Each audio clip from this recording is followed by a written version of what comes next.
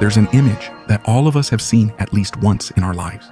You come across it in school books, on motivational posters, on the covers of science magazines, sometimes even on t-shirts or in tech company logos. A naked man with arms and legs spread in two positions, perfectly inscribed within a circle and a square. A simple drawing made with pen and ink that seems to describe the beauty of human anatomy. And yet the more you look at it, the more you realize that it's not just that. It's something more. It's a symbol, an enigma, a silent message that has crossed the centuries. Today we'll explore one of Leonardo da Vinci's most famous works. A work that may seem simple, but inside it hides a secret message that, once deciphered, will surely leave you fascinated. But before we start the story, as we always do, we invite you to subscribe to the channel to support our work and not miss the next videos. The image, which became known as the Vitruvian Man, was drawn by Leonardo da Vinci around 1490, but saying it's a drawing by Leonardo is like saying the pyramids are just 4 stones lined up. Because within that seemingly simple figure, there is a hidden worldview, a symbolic map, perhaps a code, and maybe even a warning. But to truly understand it, we need to take a step back, forget everything we think we know, and start observing. Leonardo was not an ordinary man. He was an illegitimate son, lacking formal education. But he was endowed with such boundless curiosity that it made him a painter, sculptor, engineer, anatomist, scientist, inventor, architect, and writer. A genius, yet a solitary man obsessed with nature's and the universe's mysteries. He spent his nights in hospital basements dissecting corpses and sketching gears, bridges, furniture, and war machines. He wrote from right to left with a mirrored script that could only be read with a mirror. And among his thousands of notes scattered on a single sheet, he drew a man. Not just any man, but the perfect man. Leonardo said the human body measures all things. But what did he really mean? To understand this, we must begin with the square and the circle that contain it. At first glance, they seem like just an aesthetic choice, but in the history of humanity, these two shapes have a deep and ancient meaning. The square has always represented the earth, the physical world, solid defined matter. It is the foundation of buildings, temples, cities. It is the shape of stability and boundaries. The circle, by contrast, symbolizes the sky, infinity, the divine, what has no beginning or end. The circle is the shape of spiritual perfection, of eternity. It is the symbol of the soul, the universe, and cyclicality. Placing a man inside these shapes positions him between sky and earth, not above or below, but centered, balance between matter and spirit. For Leonardo, the human being is the key to the universe. But how could he say that with certainty? Leonardo studied the works of Vitruvius, a 1st century before Christ Roman architect, who believed the human body, when measured accurately, reflected the universe's ideal proportions. According to Vitruvius, the distance between the tips of the outstretched fingers corresponds to the total height of the body. The face can be divided into exact fractions, and the joints follow an orderly geometry. Leonardo took those ideas and turned them into an image. Yet he didn't just copy them. He did more. He did what no one before him had ever done. He merged 2 overlapping positions, different centers and worldviews into one diagram. If you look closely, the Vitruvian man has 4 arms and 4 legs arranged as if he were in motion. And 2 centers, one at the pubis connected to the square, and one at the navel that defines the circle. This means Leonardo is drawing 2 men, one material, one spiritual, one earthly, one cosmic, perhaps one visible, one hidden. Now, the question isn't what the drawing represents, but what Leonardo is telling us. The answer might be found in mathematics, because the Vitruvian man is built on a hidden proportion, a mystical formula found in art, nature, architecture, and DNA. The golden ratio.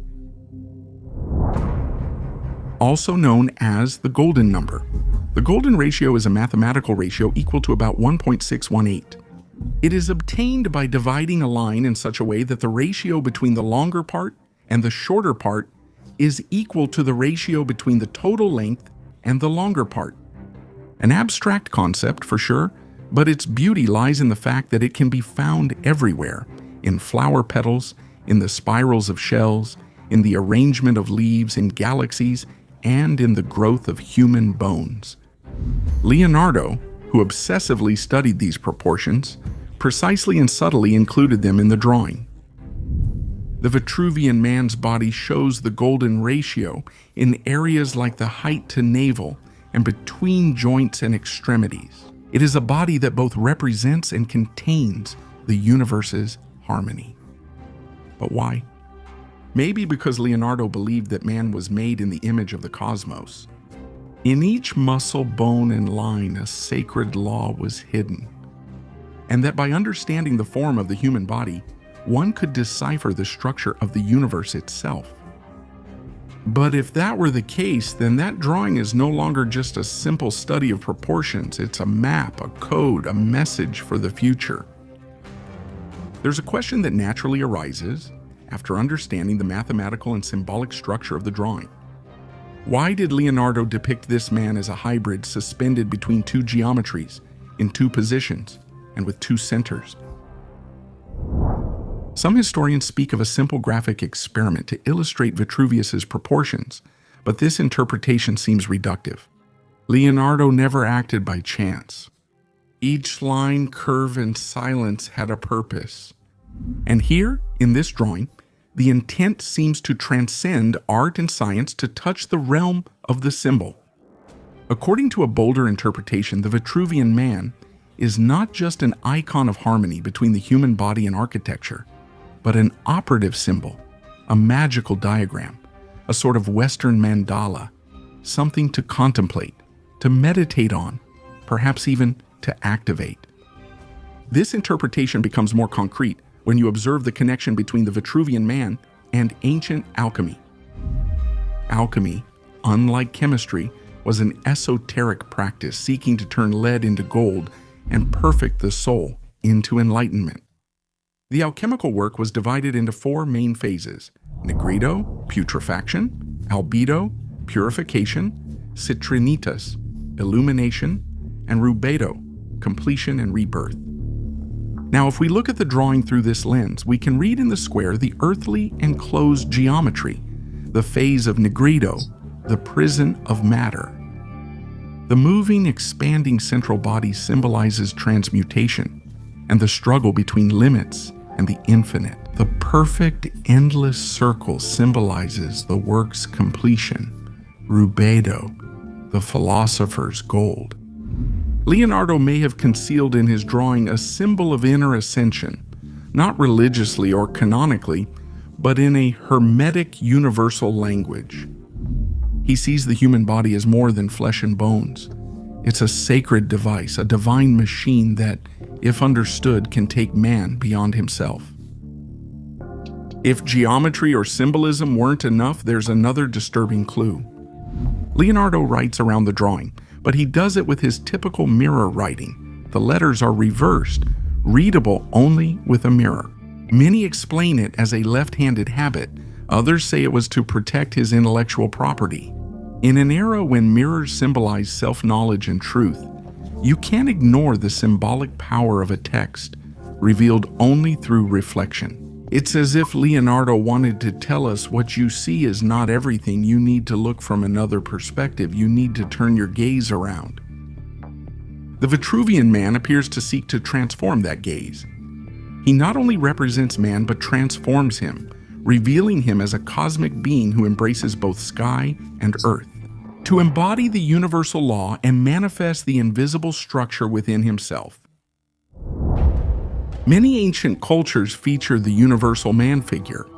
In Jewish mysticism, he is Adam Kadmon, the primordial man embodying all creation. Islamic philosophy describes the Insan al-Kamil, the perfect man who reflects all divine attributes. In Vedic India, the universe emerges from the dismembered body of Purusha. In all these visions, man is the key, the synthesis of the cosmos, and the center of the great circle. Leonardo knew it. It's hard to say for sure, but the Italian Renaissance was not without these ideas. Between Florence and Milan, Hermes Trismegistus's texts, Marsilio Ficino's writings, and Neoplatonic translations circulated. The courts were places where astrology, symbolism, and sacred numbers were openly discussed. Leonardo, with his mind ahead of his time, was certainly in contact with all this knowledge and, perhaps more than anyone else, understood the hidden language in his Vitruvian man. It's not just science, there's a vision that goes beyond religious dogmas, that anticipates modern science, that draws from mythology, architecture, mathematics, and becomes something new. So we ask ourselves, what did Leonardo really want to leave us? Why did he choose this image, so geometric, so human, and yet so inhuman, to speak to eternity? Maybe he wanted to leave a message for future generations, a symbol capable of surviving languages, books, and religions. An icon that would have crossed the centuries, and if observed with new eyes, would have awakened a memory that speaks of what we are, what we could become, and what we have forgotten. In the East, there are visual symbols with this same purpose. They are called mandalas. They are sacred diagrams, often circular, used in meditation to represent the universe. But it's not just decorative art. Each mandala is a journey, an inner map to reconnect with the divine, and to do so, one must pass through the contemplation of perfect geometric shapes. The temple's square, the cosmos's circle, the self-center. In Leonardo's Vitruvian man, we find the same pattern: the square and the circle, the double position of the body, the physical center, and the spiritual one. But above all, the feeling that the man drawn is more than just a man. It's a symbolic machine designed to activate something in those who see it. Not a mechanical machine made of levers and gears, but a spiritual machine, a graphic device that works on the mind, on the gaze, on the consciousness. In this sense, we could say that the Vitruvian man is the first visual code of modernity. A symbol that acts silently, transmitting ancient knowledge in the form of an image, knowledge that does not pass through words, but through vision, geometry, and contemplation. We must ask if Leonardo intended this drawing as a symbolic portal, something that, when observed long enough with the right understanding, could trigger a different state of consciousness. It may seem like a bold idea, but it's not, at least not for those who understand the language of symbols. In the esoteric tradition, every geometric shape has a power. The square protects, defines boundaries, embodies matter. The circle elevates, purifies, connects. A man between these forces is like the needle of a cosmic scale. His body becomes an alchemical key, a living temple where opposites unite. But that's not all. If we look at the Vitruvian man in relation to the time in which it was created, we understand how this image was also a revolutionary gesture, even a heretical one. We're in the Renaissance, when the church still monopolized, representing the divine. But Leonardo da Vinci dares to depict man as if he were God, or as if man revealed the invisible.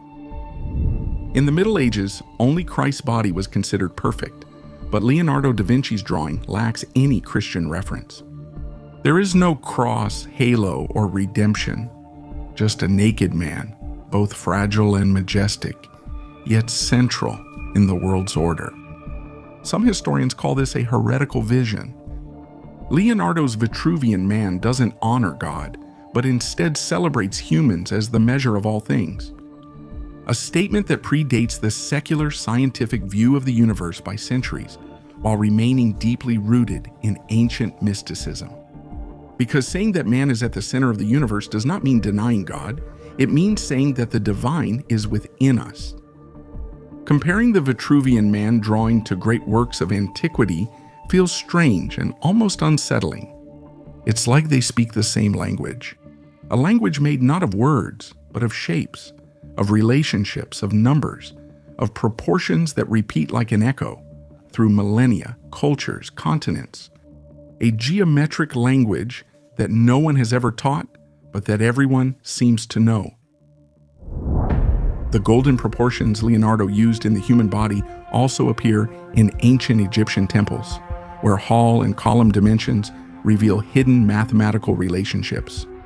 They appear in Greek temples such as the Parthenon, which is both an architectural marvel and a physical symbol of invisible harmony.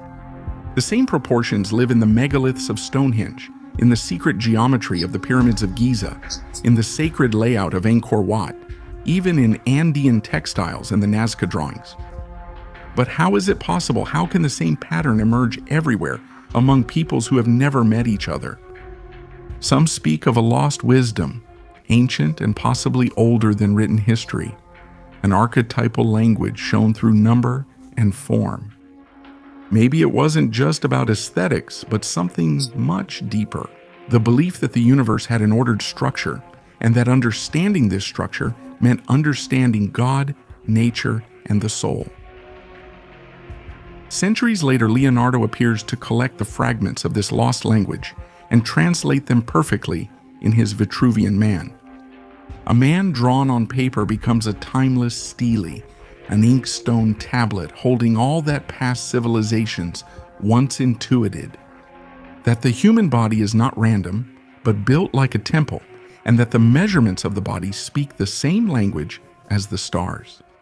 And if that were the case, then that drawing, seemingly harmless, even academic, would actually be a sacred map, an access code, a living symbol that travels through history to reach us today.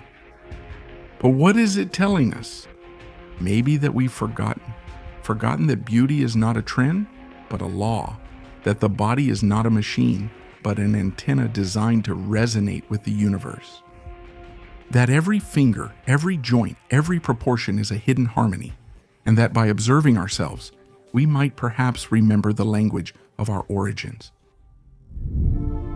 Leonardo, ahead of his time, draws the Vitruvian Man to reveal what we can no longer see.